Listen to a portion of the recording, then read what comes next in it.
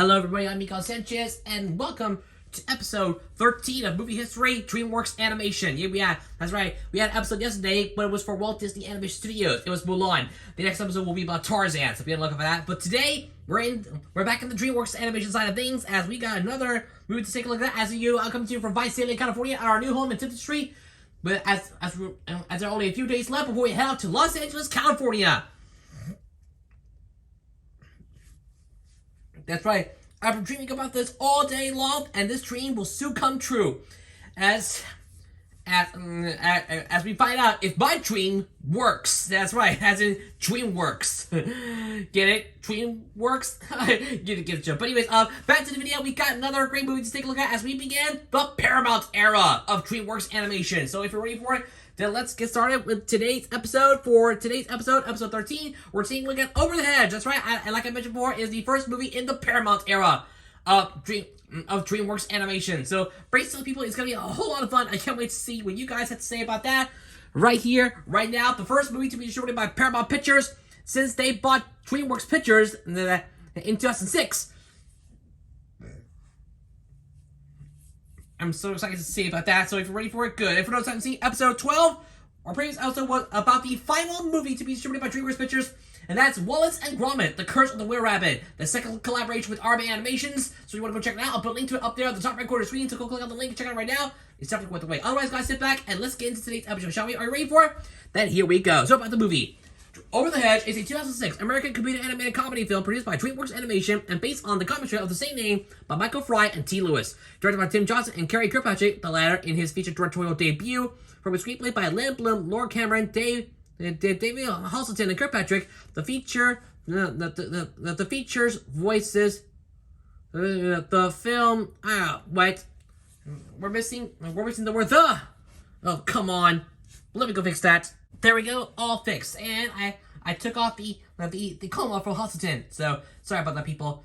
So alright. So anyways, from the top, directed by Tim Johnson and Carrie Kirkpatrick, the latter in his feature directorial debut. From a screenplay by Lynn Blum, Laura Cameron, David Halston, and Kirkpatrick. The film features the voices of Bruce Willis, Gary Shandling, Steve Carell, William Shatner, Leonard Sykes, and Nick Nolte. That's good. The film's plot follows a raccoon named RJ who must reclaim food from a bear, ultimately manipulating a group of animals that have recently awakened from hibernation in order to speed up the process. Over the Hedge was released in the United States on May 19, 2006 by Paramount Pictures, which acquired the DreamWorks Pictures studio the same year, making it DreamWorks Animation's first film to be distributed by that studio. It received generally positive reviews from critics and grossed $336 million on an $8 million budget. Oh, right! Man, I love this film! Can't wait to see them again in a sequel. Moving on to the movie's cast. Directed by Tim Johnson, Carrie Kirkpatrick. Screenplay by Lynn Blum, Lauren Cameron, David Halston, and Carrie Kirkpatrick. Based on Over the Hedge by Michael Fry and T. Lewis. Produced by Bonnie Arnold. Starring Bruce Willis, Gary Shandling, Steve Carell, Wanda Sykes, William Shatner, Nick Nolte, Thomas Hayden Church, Allison Janney, Eugene Levy, Cameron O'Hara, Albert Levy, and Omid Jali. Edited by John C. Carr. Music by Rupert Gregson-Williams. Production company DreamWorks Animation. Distributed by Paramount Pictures. Like I mentioned before, release dates are as follows: April 30th, 2006 for the Los Angeles premiere, and May 19, 2006 for U.S. premiere for the United States. Running time is 83 minutes. Country is the United States. Language is English. In the budget is $8 million, and in the box office, $340 million. That's a lot of money to make a movie, like, friends. Let's get into the plot. Here I go. One night in Indiana, RJ the raccoon tries to steal stacked food from Vincent, a bear, stockpile for his hibernation. Vincent wakes up and catches RJ, and the food is destroyed by an ensuing confrontation. Sorry, I know. Vincent says he will hunt down and eat RJ if the food is not replaced by the time his hibernation ends a week later. Oh boy. Okay. A family of woodland animals consisting of Ornate Box Turtle and leader Vern, hyperactive animal red squirrel, American red squirrel Hammy, striped skunk Stella, North American porcupine land parrots Lou Penny, and children Spike, Bucky, and Quillo, and Virginia, a possum father and daughter, Ozzy and Heather, awaken from their hibernation on the first day of spring. They find that much of the forest they lived have been turned into a housing department. which is separated from the little forest remained by giant hedge. The animals wonder how they will forage enough food for the next winter. RJ meets them and encourages them to traverse the hedge and steal food from the humans. Despite Vern's concerns, the animals join RJ in stealing and stockpiling human food, not knowing he intends to give it to Vincent. Gladys Sharp, the neighborhood homeowners association president, takes notice of the animal problem and hires exterminator Dwayne LaFontaine to get rid of them. Squirrels, spurred on by the exterminator's arrival, Vern tries to return the food to the humans. RJ tries to stop them, but they come across the excitable dog Nugent, who, with a single-minded fixation on playing, ends up pulling the wagon of the food through the neighborhood until it lands on Gladys' SUV, causing an explosion. RJ blames Vernon for the loss of the food, while Vern criticizes the others for trusting RJ and putting themselves in danger with the humans. And the family abandons the latter in favor of the former after he inadvertently insults them during a heated argument. That night, RJ begins to feel conflicted about his deception towards the family, especially when he sees Gladys have Dwayne cover her yard in animal traps, including a contraband device called the Depelter Turbo, which is illegal in 49 states with the exception of Texas. That turns the entire yard into a death trap when activated. Vern apologizes to RJ for his actions and reconciles with the other animals. On the night before Vincent's hibernation ends, RJ sees that Gladys has bought a massive stockpile of food for an upcoming party and enlists the help of the animals to invade her home and steal it. Hamby successfully disables the Depelter Turbo, while Stella poses as a cat to seduce Gladys' Persian cat Tiger in order to steal his collar, which enables entry into the house's pet door. The animals stockpile another wagon full of food. But as they are about to leave at sunrise, RJ sees a can of chips called Smuddles and becomes determined to get them as Vincent specifically requested them. While trying to justify his effort to get the chips, RJ lets slip his true intention for the food. Gladys comes downstairs and fights the animals, and RJ manages to escape with the food. The others are caught by Dwayne, who takes them away in his truck to euthanize them. I don't know how to pronounce it, but that's okay. RJ gives the food to Vincent as promised, but as he sees the exterminator truck driving off, he realizes that the family he found in the woodland animals is the most valuable thing in his life. RJ sends the food wagon careening into the truck, knocking out Dwayne and freeing the animals. But enraging Vincent, Spike, Bucky, and Quillo take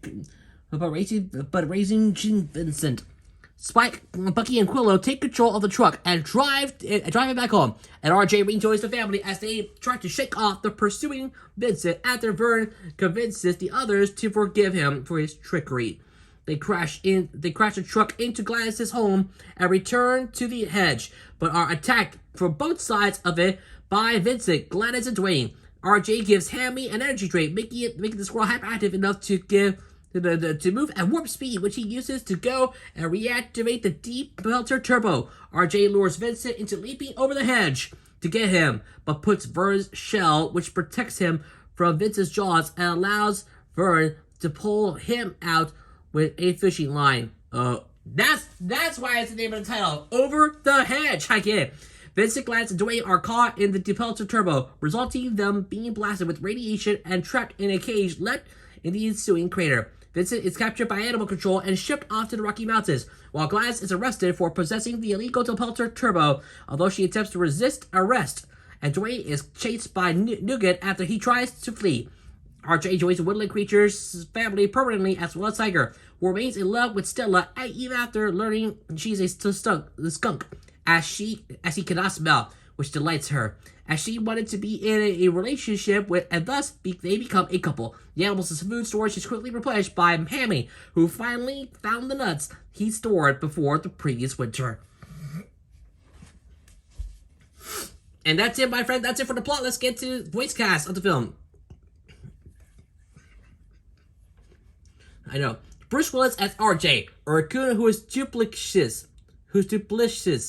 selfish, a con artist, and extremely intelligent. Despite his hard outer shell, he is revealed to have a sensitive personality, developing feelings of guilt over using his newfound companions to his own ends. Jim Carrey was originally set to voice the character, but in October 2004, he left the project and was replaced with Willis. Bill Murray was the original choice for the role.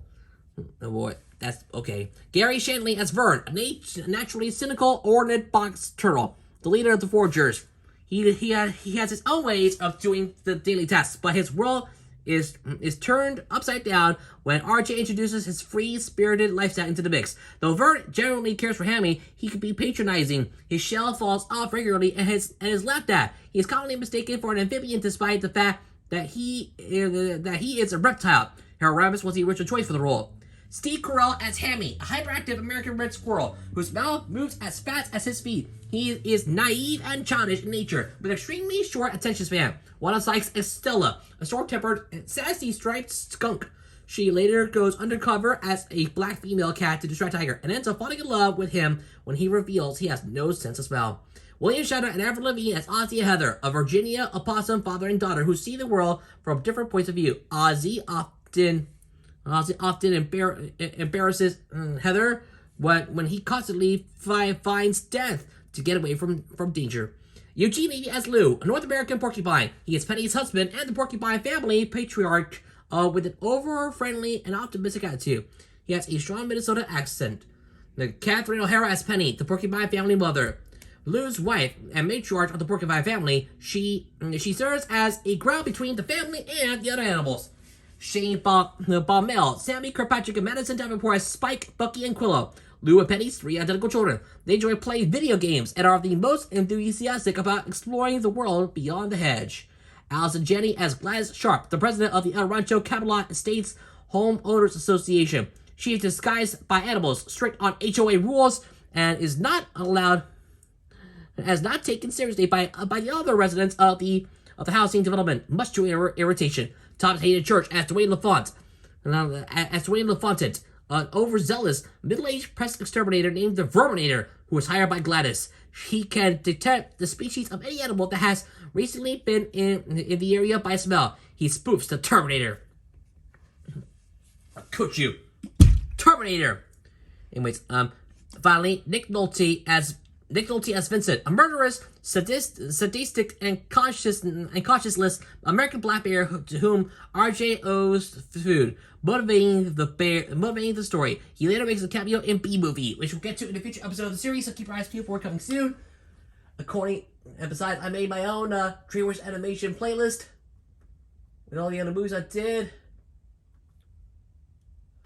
And where is it?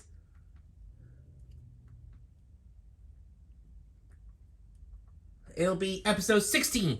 The B-Movie will be episode 16, so be on the lookout for that coming soon.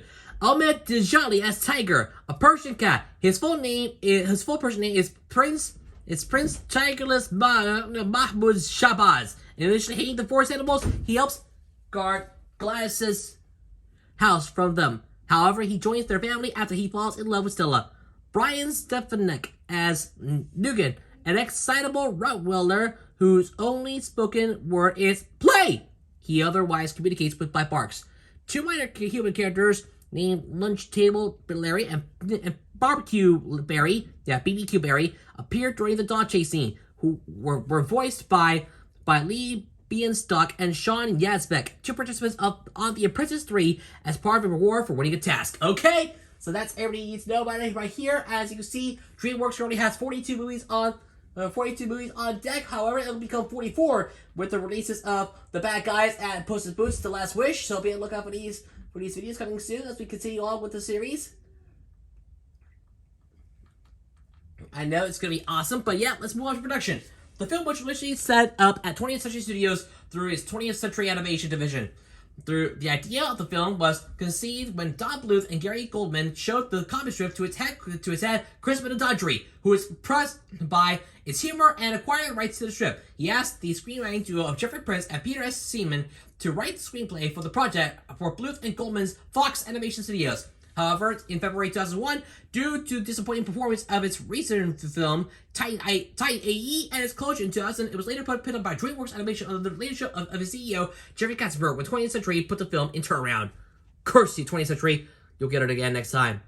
Moving on, let's go to release. The film was originally going to be released in November 2005. However, in December 2004, the date was changed to May 2006. The film was screened as a work in progress on April 29, 2006 at the Indianapolis International Film Festival, according to the scene in which the Pelter Turbo destroys a satellite. This film took place in suburban Indianapolis and premiered on April 30, 2006 in Los Angeles.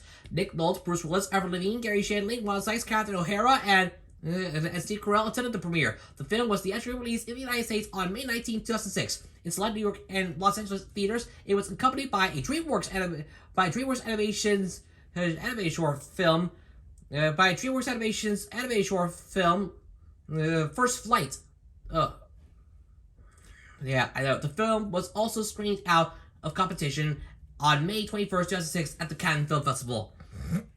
Okay, so yeah, that's pretty much it. Moving on to home media. Over the Hedge was released on DVD by DreamWorks Animation's newly formed Home Entertainment Division and Paramount Home Entertainment on October 17, 2006.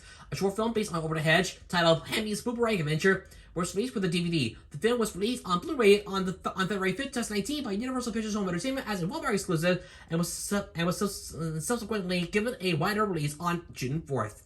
Okay, so that's pretty much it. Let's move over to reception, starting with box office.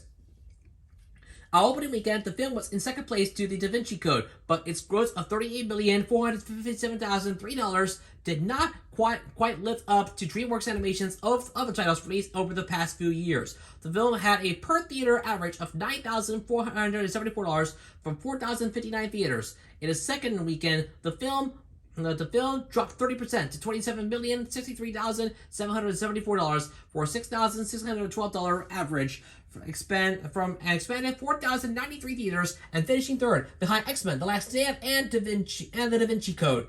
Since it was Memorial Day weekend, the film grossed a total of $35,322,115 over the 4-day weekend, resulting in only an 8% slide. In its third weekend, the film held well with a 24% drop to $20,647,284, and once again placing in third behind The Breakup and X-Men: The Last Stand, and for a $5,170 average.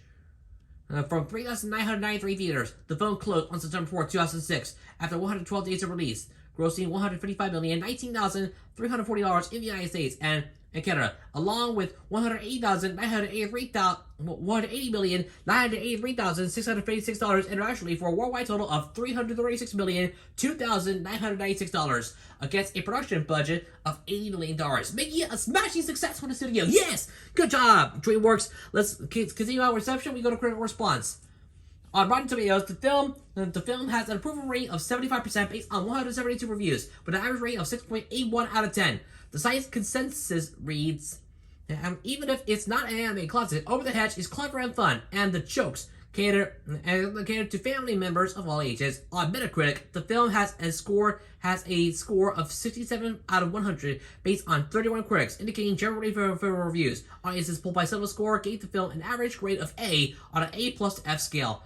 Ken Fox of TV Guide called it a sly satire of American never enough consumerism and blind progress at the expense of the environment. It's also very funny, and the little woodland critters that make up the cast are a pleasing bunch. Roger Ebert of the Chicago Sun-Times called it not the level of Finding Nemo or Shrek, but it's a lot of fun, awfully nice to look at, and filled with energy and smiles. You know what? Somebody's calling me. Hang on tight, folks. I'll be right back. All right, I'm back. Sorry, I had the phone call with here, but yeah, that's okay. All right, enough talk. Now let's get into the accolades to close our reception. Start with we have award category recipients and result. So here we go. Start with the Annie Awards. Best Animated Feature nominated. Character Animation in a Feature Production. Christoph Saran nominated. Character Design in a Feature Production. Nico Morland won. Hey. Director in a Feature Production. Tim Johnson and Carrie Kirkpatrick won. Yes. Production Design in a Feature Production. Paul Charlotte nominated. No. Storyboarding in a Feature Production. Tom Enriquez nominated. Gary Graham won. Yes. And finally, voice acting in a feature production. Wanda Sykes nominated. That's too bad. Moving on. Critics' Choice Awards, Best Animated Feature, nominated. Kids' Choice Awards, Animated Movie, nominated. And Voice from an Animated Movie, Bruce Willis, nominated. No. Online Film Critics Society Awards, Best Animated Film, nominated. People's Choice Awards, Favorite Family Movie, nominated. Saturday Awards, Best Animated Film, nominated. Toronto Film Critics Association Awards, Best Animated Film, nominated. That's no good. Cannes Film Festival, Golden Camera, Carrie Kirkpatrick, nominated. Hollywood Capri Arts Awards, Enzo Ginazzi, won! Yay! Genesis Awards, Outstanding Family Feature, Anime, DreamWorks, nominated. Gold Derby Awards, Best Animated Feature, nominated. And Golden Schmoes Awards, Best Animated Movie of the Year, nominated. It's too bad. So there you go, my friends. Moving over to soundtrack. The soundtrack for the film was released on May 16, 2006 by Epic Records. Rupert Gregson-Williams composed the original score, while Hans Zimmer served as an executive music director, and Ben Folds contributed 3 original songs, along with a rewrite of his song, Rockin' the Suburbs, and a cover of The Clash's Lost in the Supermarket. Moving over, let's take a look at the track. Let's take a look at the tracks. Start with number, title, artist, and length. Here we go. Number 1, Family of Me. Ben Folds, 1 minute 28 seconds. Number 2, RJ enters the cave. Rupert Gregson-Williams, 4 minutes and 37 seconds. Number 3, The Family Awakes, also by Rupert Gregson-Williams, 2 minutes and 33 seconds. There we go. Can't let it move like that. Alright, number 4, Heist, Ben Folds, 3 minutes and 2 seconds. Number 5, Lost in the Supermarket, Ben Folds, originated by The Clash. Runtime, 3 minutes 30 seconds. Number 6, Let's Call It Steve, Rupert Gregson-Williams, for 3 minutes and 40 seconds. Number 7, Hand Me Time, Michael Whitlock, 2 minutes and 28 seconds. Number 8, Still, Ben Folds, 2 minutes and 38 seconds. Number 9, Play, with a question mark at the end. Rupert Gregson-Williams, 1 minute and 49 seconds. Number 10, Rockin' Suburbs, Ben Folds, featured a speaking part by William Shatner, 4 minutes and 57 seconds. Number 11, The Inside Heist, Rupert Gregson-Williams, 7 minutes and 38 seconds. Number 12, RJ rescues his family, Rupert Gregson-Williams, also Rupert Gregson-Williams, 4 minutes and 18 seconds. And number 13, Still, reprised by Ben Folds, 6 minutes and 7 seconds, for a total length of 48 minutes and 45 seconds. That's a lot, my friend, totally a lot. But yeah, you get the point. Moving over to video games. A video game based on the film was released on May 9, 2006. Developed by Edge Reality, Beanox and Vicarious Visions. It was published by Activision for PlayStation 2, Microsoft Windows, Xbox, GameCube, and Nintendo DS. And Nintendo DS and Game Boy Advance. Shane Baumel, Sammy Kirkpatrick, and Madison Davenport were the only ones to reprise their roles for the video game, while everyone else was voiced by different voice actors. 3 different versions of Over the Hedge, Happy Goes Nuts, were released by Activision in the fall of 2006. A miniature golf game for the Game Boy Advance, an action-adventure game for the Nintendo DS, and a platform game for PlayStation Portable. Oh boy. Platform game, action-adventure game, miniature golf game. You get the point. I get the point. Move over to picture books. Scholastic published a series of picture books to tie in with the film. Over the Hedge, Meet the Neighbors, and Over the Hedge movie story book were both authored by Sarah Durkee and illustrated by Michael Kolsch. Finally, to close out this episode with possible sequel, in May 2007, DreamWorks Animation CEO Jeffrey Katzenberg said that despite the company exceeding Wall Street's expectations during the second consecutive quarter of 2007, the film would not get a sequel due to the box office performance of the film, saying it was close, almost. In October 2007, an article was posted on the official Over the Hedge blog, explaining what would happen if a sequel was made, saying that if the sequel did not perform as well as the first one, that DreamWorks could lose money, and that a sequel probably would not happen until DreamWorks Animation was bought by a large studio, which eventually happened in 2016 when NBC Universal bought DreamWorks Animation. Oh boy. And we'll get to the Universal side of things in later in the series, so stay tuned for it. But now, that's the end of Over the Hedge. My last rating for the film. I gotta say, Over the Hedge is definitely a good movie. I gotta say this. Bottom line, bar up, period, the end. It's definitely a great movie. I always love to see it. The characters, the design, the animals, I really love it, especially when RJ is the leader and the main character of the film. I love it when RJ loves it so much, especially when it comes to life. And even Bruce Willis performed well as the voice of RJ. Congratulations to you. Amazing job, DreamWorks. With all that said, at the end of the day, on a scale of 1 to 10, I'm giving Over the Hedge a score of 7.5 out of 10. Good to great. That's why we're friends. 7.5 out of 10. A good to great movie. Whew. Yeah, 7.5 on this one. So final score of 7.5 out of 10. 7.5, good to great. A very excellent film. I always love it so much. At the end, it's definitely worth the wait. So go watch it right now. It's currently streaming on Peacock. If you have the time, go check it out right now. I highly recommend you. So, however, it's just my personal and conservative opinion. Feel free to read this, read lots of opinions in the comment section below. Alright, that's it for today. Thanks for watching another episode of Movie History, DreamWorks Animation. Hope you guys had a lot of fun. And guess what? I finally started out my own DreamWorks Animation playlist featuring all 42 movies for you to go watch right now. If you have purchased any of these movies, now you can do that right now. I'll put a link to the playlist, to the newly created playlist up there at the top right corner of the screen. So go check it out right now. Click on that link and see it for yourself. I highly recommend you can do so.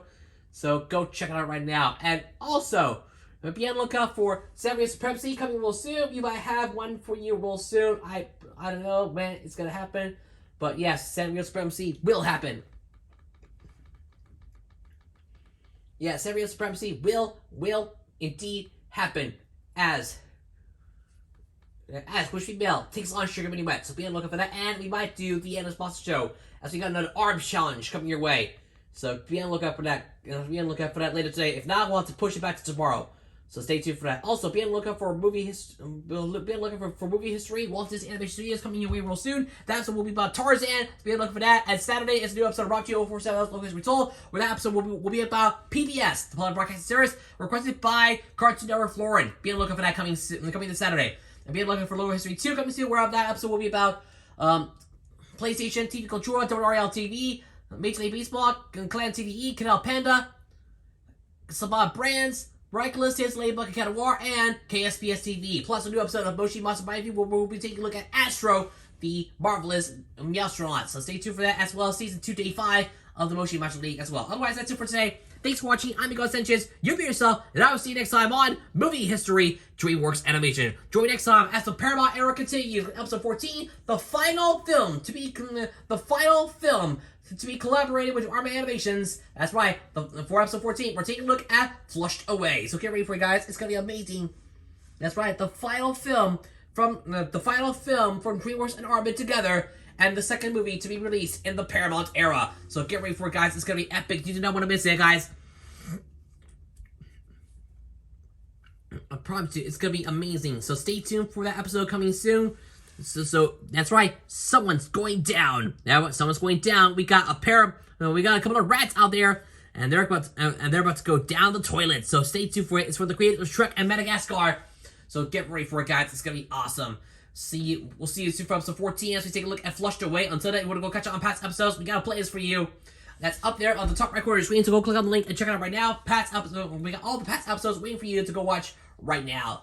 And it's definitely worth the wait. For now, though, I gotta end it right here. Thank you for watching, and I'll see you again real soon for episode 14 as we go take a look at Flushed Away, the second movie in the Paramount era, and the final movie to be collaborated with Arma Animation. So until that time comes, please remember to leave a like, share this video with your friends, leave a comment down below, and don't forget to subscribe to my channel. Also, turn notifications to never miss this video. Subscribe notifications to draw to miss a new video from me as we're on the road to 1,700 subscribers. Thanks for watching. You have a great rest of the day, and I'll see you on Samurai Supremacy and the Endless Monster Show later on today. Until then, I'm Ego Sanchez signing off from Visalia. Have a good day. Like, favorite, subscribe. I'll see you guys in another video. Laters!